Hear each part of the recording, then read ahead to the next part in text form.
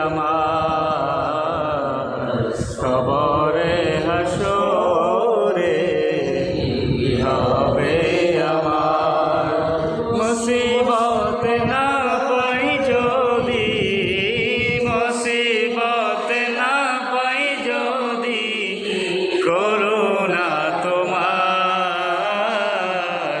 কবরে হাসরে কি হবে আমার কবরে হাসরে কি হবে আমার তুমি তো দিয়েছো দেখিয়ে আলোর পথ বলেছো সে পথে মিলবে রহমত তুমি তো বলেছো কি